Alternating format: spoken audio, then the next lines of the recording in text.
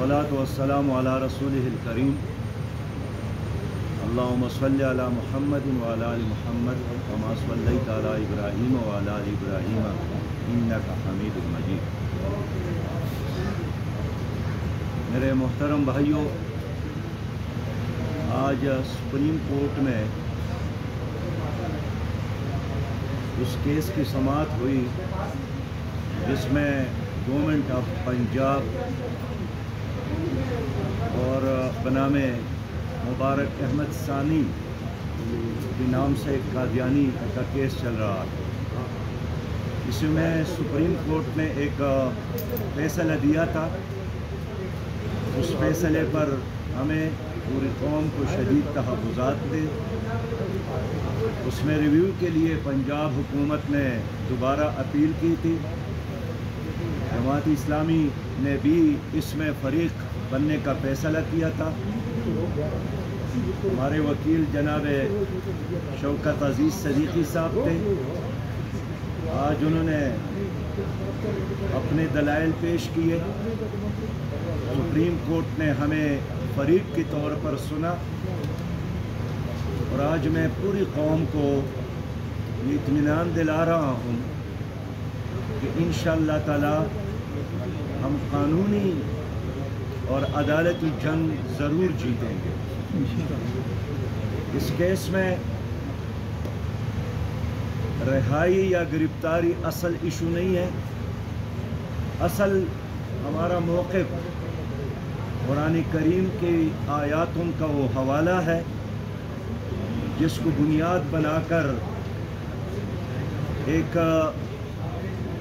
बहुत बड़े फितने का दरवाज़ा खुल सकता है। आज सुप्रीम कोर्ट ने यह तस्लीम किया। चीफ जस्टिस के हर लफ्ज़ से ये बात मालूम हो रही थी कि वो अपनी इस फैसले पर नज़रसानी करना चाहते हैं और वो इस नज़रसानी की इस पूरी अमल में हमारे वकला को भी सुनना चाहते हैं और पाकिस्तान में मौजूद और बहुत सारे दीनी इदारों और उनके रहनुमाओं को भी सुनना चाहते हैं। हम दलील के कायल हैं, जज्बात की बजाय कानून की बात करते हैं। कादियानियत के ख़िलाफ़ पाकिस्तानी कौम ने एक तवील जद्दोजहद की है। इस फितने के ख़िलाफ़ हमारे लोगों ने बड़ी कुर्बानियाँ दी हैं। सबसे पहले सैयद अबुल आला मौदूदी रहमतुल्लाह अलैह को इसी मसला कादियानियत में फांसी की सज़ा सुनाई गई थी। बहुत सारे लोगों ने कैद और बंद की सऊबतें बर्दाश्त की है और उस पूरी जद्दोजहद के बाद हमारे आईन में कादियानियत के बारे में एक बिल्कुल वाज़ेह और क्लियर फैसला मौजूद है। तो आज हम इसलिए सुप्रीम कोर्ट आए थे कि हमारे चीफ जस्टिस की किसी लफ्ज़ से इबहाम पैदा ना हो, किसी फैसले से उनके लिए दोबारा रास्ते खुलने का इम्कान पैदा ना हो। उन्होंने आज खुद एक प्रेस रिलीज़ जारी किया था। उस प्रेस रिलीज़ को भी हमने अप्रिशिएट इसलिए किया कि उन्होंने दावत दी कि अगर दीनी और मजहबी और पाकिस्तान के अहले इल्म आकर इस मसले में हमारी रहनुमाई करना चाहते हैं तो हम सुनने के लिए तैयार हैं। और इसलिए हम आज सुप्रीम कोर्ट आए हैं। उन्होंने 3 हफ्ते का वक़्त दिया। मुख्तलिफ इदारों को इंगेज करना चाहते हैं। खुशी तो ये होती, अच्छी बात तो ये होती कि आज ही सुप्रीम कोर्ट ये फैसला कर ही लेते और अपने फैसले पर नज़रसानी करके कौम को एक खुशी का पैगाम देते। लेकिन उन्होंने बहरहाल मज़ीद इदारों को, मज़ीद शख्सियात को, वकला को सुनने का एक फ़ैसला किया है। हम इंशाअल्लाह ताला आइंदा लम्हे फिर आएंगे और पूरी कौम को इत्मीनान दिलाता हूँ इंशाअल्लाह کہ ہم سپریم کورٹ میں یہ کیس ہر صورت میں جیتیں گے۔